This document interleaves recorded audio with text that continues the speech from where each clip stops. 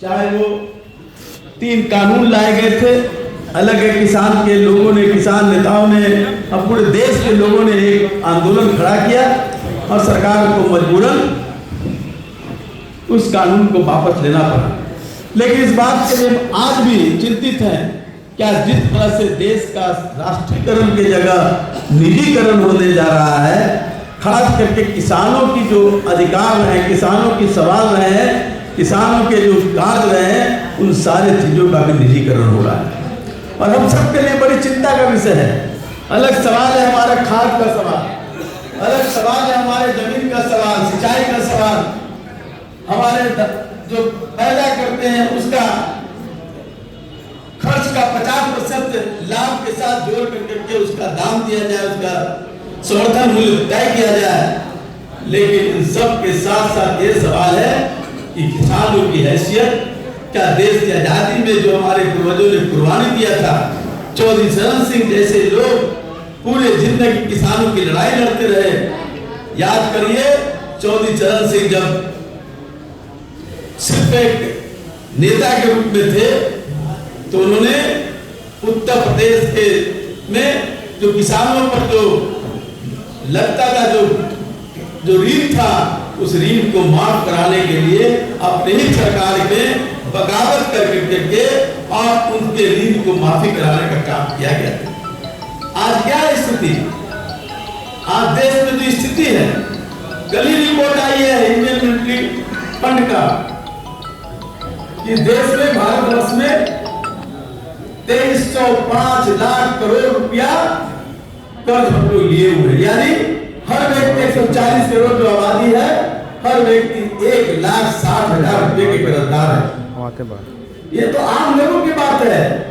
किसान, ठीक है, हमारे साथी चंपा के कह रहे थे गन्ना की खेती का सवाल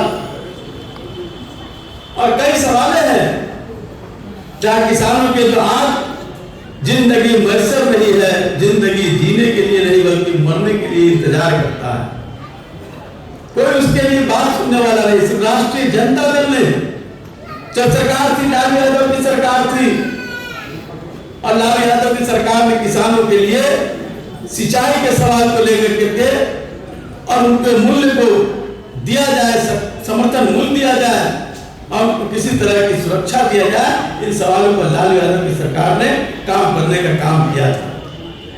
हम किसी तुलना नहीं करना चाहते हैं, लेकिन देश की सरकार जिस तरह से हमारे अधिकारों का हनन कर रही है, अभी साथी कह रहे थे कि हमारा सबसे ज्यादा गन्ना होता है, इथेनॉल आ गया।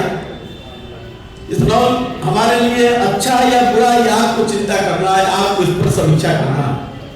हमारे यहाँ जो उत्पादन होता है, चाहे वो धान का हो, चाहे वो ईख का हो, उस ईख के पैदाइश का जो हमारे यहाँ आवश्यकता है, उसकी आवश्यकता भी पूरी नहीं कर पाते हैं और हमको पंजाब से, हरियाणा से हम धान मंगा करके और उस धान को चावल बना करके हम आम किसानों को पीडीएस के माध्यम से देने का काम करते हैं। इसलिए कि हमारे किसानों को उनका समर्थन मूल्य नहीं मिल पाता है। हम खाद्य मंत्री थे, हम जानते हैं किस तरह से कई तरह के झंझावात होते थे और वो झंझावात था, किसान उत्पादन करता था लेकिन बिचौलियों के माध्यम से और जो कर्मचारी पदाधिकारियों के समन्वय, उनके समझौता के कारण हमारे किसानों को उचित नहीं मिल पाता था। वो औने पौने दाम में बिचौलियों को, बाहर के जो बिचौलिया आते थे उससे बेच देने का काम करते थे और जो सरकार के पीडीएस, सरकार के जो हमारा टैक्स है, वहां तक धान पहुंच नहीं पाता था। कई तरह की चीजें हैं। आज यहाँ पर हमारा फूड प्रोसेसिंग के इंडस्ट्री नहीं है। हमारे यहाँ से चला जाता है मकई, पूरा एक इलाका है पूरा मकई का, एक इलाका है चावल का, एक इलाका है गेहूं का, एक इलाका है दलहन का, लेकिन सारा उत्पादन होता है वो चला जाता है बाहर और वही मकई पैकिंग करके स्वीट कॉर्न के नाम पर, पॉपकॉर्न के नाम पर जो आप 1200 रुपये क्विंटल मकई बेचते हैं, उस 1200 क्विंटल खरीद करके ले जाता है और हमको मिलता है 100 रुपये का 50 ग्राम पैकेट जो स्वीट कॉर्न और पॉपकॉर्न 100 रुपये का 50 ग्राम। आप देखिए किसानों का कहाँ भयादोलन हो रहा है, कहाँ भयादोलन हो रहा है। यह सरकार की मंशा है, सरकार की जो नीति होनी चाहिए थी वो नीतियां नहीं बनी, किसान परस्त नीतियां नहीं बनी, पूंजीपतियां जो परस्त हमारे यहाँ कानून बना, हमारे नीतियां बनी है। और भारत की सरकार कभी किसानों के लिए लड़ाई लड़ने का काम नहीं किया। ईस्ट इंडिया कंपनी आई थी जिसके खिलाफ गांधी ने इसी चंपारण से लड़ाई शुरू किया था किसानों को सवाल को लेकर करके, और वो देश की आजादी के तक वो लड़ाई चली रही। आज भी हमारा किसान बदहाल है। हम इतना ही कहना चाहेंगे आप सबसे कि आप अपने अपने जिले के, अपने अपने प्रखंड के, अपने अपने टोले में उस किसानों के बीच में जाइए। आपने सवाल उठाया है, मैंने देख रहे थे कि मंडी हाउस बाजार समिति थी हमारी, हम उस बस में नहीं जाना चाहते हैं कि 2005 के पहले हमारी बाजार समिति थी और किसान वहां जाता था, अपने सामान को बेचता था। आज वो स्थिति बदली है, लेकिन आज भी हमारी सरकार है। उस सरकार में हमारे नेता तेजस्वी यादव उप मुख्यमंत्री है।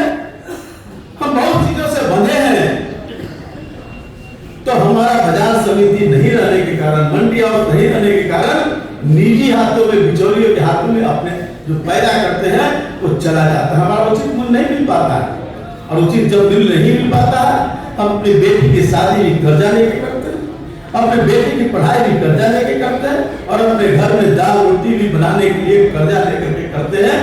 कि अभी रिपोर्ट आ गया है 1,60,000 करोड़ रुपया, 1,60,000 हर व्यक्ति के ऊपर कर्जा है। और किसान बैंकों में जाता है, बैंक से उसको कर्ज नहीं मिल पाता। सरकार, भारत सरकार ने लंबी लंबी बात कहा, मुद्रा कोष, तो बैंकों से कर्ज हम देंगे, 0 सूद पर हम देंगे, लेकिन क्या अडानी अंबानी जैसे दर्जनों जो पूंजीपति हैं 11,000 करोड़ रुपया उनके कर्ज को माफ कर दिया जाता है। लेकिन हमारे किसान जब अगर 100 रुपया, 500 रुपया, 1000 रुपया, 2000 रुपया, 5000, 10,000 रुपया जो कर्ज लेते हैं, उस कर्ज को सूद से जुड़ते जुड़ते हजारों की संख्या में हो जाता है, और वो किसानों को अपनी जमीन बेच देना पड़ता है, और वो मजदूर बन जाता है, और फिर पलायन कर करके कभी मुंबई और कभी पंजाब और साउथ इंडिया में जाकर के मजदूरी करने का काम करता है। तो हम चाहेंगे आपके साथियों, आप जाइए किसानों के घर तक। आप शहरों में चेकल्लस लगाने का काम मत कीजिए। अगर आप रियल में राष्ट्रीय जनता दल के प्रति वफादार हैं, लालू यादव के प्रति वफादार हैं, तेजस्वी यादव के प्रति वफादार हैं, और राष्ट्रीय जनता दल के लालटेन छाप के जो विचारधारा उसके प्रति वफादार है, जाओ गांव में और किसानों के घरों में जाके के उसके दुख दर्द को समझने का काम करो। एक हम चाहेंगे अध्यक्ष जी को कि आप हर एक प्रखंड में एक रजिस्टर देने का काम कीजिए, और वहां के किसानों की वर्तमान हालात को लेकर के उसके साथ समन्वय बनाने का काम कीजिए। जाइए, आप यहाँ आए हैं, बहुत ही खुशी है, लेकिन यहाँ से जाने के बाद सिर्फ इसकी चर्चा न करना, बल्कि जाने के बाद उन किसानों से जाकर करके दुख और दर्द को अपने साथ जोड़ने का काम करना, और उसका पूरा रिपोर्ट बनाइए। हर पंचायत का किसानों की क्या स्थिति है, कितना जमीन है, कितनी पैदाइश हो रही है, उस पैदाइश में कितनी दिक्कतें हो रही है, क्या वहां खाद आया कि नहीं आया। हमारे कृषि मंत्री हैं, हम खाद की बात करते हैं, लेकिन भारत सरकार खाद हमको समय पर नहीं भेजती है, और खाद का ट्रांसफर हो जाता है दूसरे राज्यों में। लेकिन कहा जाता है कि हम भारत, बिहार में तो सबसे ज्यादा खाद दिया, लेकिन खाद नहीं मिल पाता है। कहा गया बड़ी बड़ी की जैविक खाद बनाएंगे, जैविक खादों से हम आत्मनिर्भर करने का काम करेंगे, लेकिन कितना होगा। ये सारे सवाल है साथियों, और जब आप एक जगह इकट्ठा करेंगे उन समस्याओं को इकट्ठा कर करके एक समावेश कर करके, और एक लंबी लड़ाई की बुनियाद खड़ी होगी। लेकिन इनके साथ साथ 2024 आने वाला समय आपके लिए सबसे बड़ा संघर्ष का अंतिम लड़ाई होगा। बदलने का काम कर रही है देश की सरकार, मोदी जी की सरकार।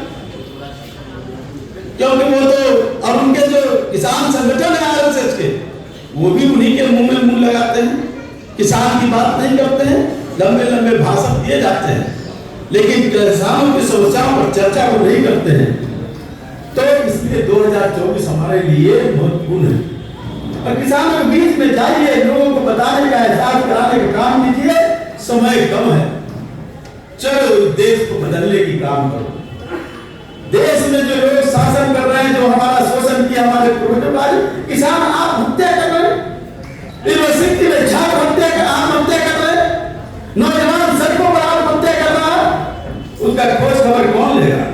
राष्ट्रीय जनता दल के आप जैसे सिपाही जो लालू जी के खून आपके रगों में दौड़ रहा है, तो लालू जी की तरफ और चौधरी चरण सिंह ने जिसकी लड़ाई लड़ने का काम किया था, आपको एक काम पर बताता हूं।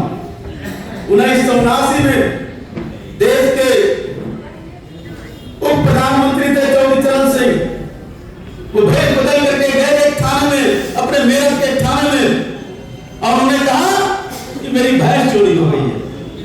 थानेदार ने कहा जब कल आना, मेरे पास समय नहीं है। तब तक दूसरा दरोगा आया और कहा कि दरोगा साहब बुला रहे हैं। फिर गया, क्या है, 30-35 रुपया दे दो, तुम्हारा सलाह लिख लेंगे। ठीक है, लिख दीजिए। चौधरी चरण सिंह का सलाह लिखाइए। जब कहा गया कि तुम अंगूठा लगाओगे कि क्या करोगे, कलम दीजिए, हम दस्तखत कर देते हैं इस सलाह पर। और सलाह पर जब लिखा चौधरी चरण सिंह, थानेदार को पसीना आ गया। वो चौधरी चरण सिंह जो प्रधानमंत्री रहते किसानों की लड़ाई लड़ने का काम किए, हम उनके वंशज हैं, तो हम क्यों नहीं लड़ाई लड़ने का काम करें? हम टकटकी लगा रहते हैं कि सरकार भिड़ी, हम क्या करें? संघर्ष से कौन आपको रोकता है? संघर्ष करने से अगर कोई इलाके में अगर गड़बड़ी होती है, कोई भ्रष्टाचार होता है, कोई आपके साथ अपमान हो रहा है, आपके साथ अत्याचार हो रहा है, उसके खिलाफ संघर्ष करने के लिए कौन रोकता है? जब चौधरी चरण सिंह प्रधानमंत्री रहते हुए संघर्ष करने का काम किए, तो हम करे हमारे रंगों में तो उनके रक्त चल रहे हैं। हम चौधरी चरण सिंह की श्रद्धांजलि देने के लिए बैठे हैं, उनको नमन करने के लिए, तो पूछ रहा है कि उनकी श्रद्धांजलि नहीं होगी। उन्हीं के रास्ते पर चल करके जनता की इच्छाओं की लड़ाई हम लड़ने का काम करेंगे, तो सच्चे अर्थों में नैतिकता के रूप में हमको अधिकार होगा कि हम चौधरी चरण सिंह के नाम लेने का काम करते हैं। इसलिए चलिए, और गांव में किसानों की लड़ाई सब लोग लड़िए। चंदन जी ने अध्यक्ष बने हैं, संगठन को खड़ा कर रहे हैं, प्रयास कर रहे हैं, अच्छा प्रयास कर रहे हैं, हम इनको आभार व्यक्त करते हैं। लेकिन आप सबके सहयोग के बिना चंदन जी कुछ नहीं कर पाएंगे। आप सबके सहयोग के बिना तेजस्वी जी, हमारे नेता लालू यादव कुछ नहीं कर पाएंगे, क्योंकि ऐसी लड़ाई तो आपको लड़नी है। और लड़ाई लड़ने के लिए आप सबको सड़क पर जाना होगा, दुखों किसानों के घरों में जाकर के उनके दुख दर्द को बांटना होगा। यही सच्ची श्रद्धांजलि होगी चौधरी चरण सिंह के प्रति।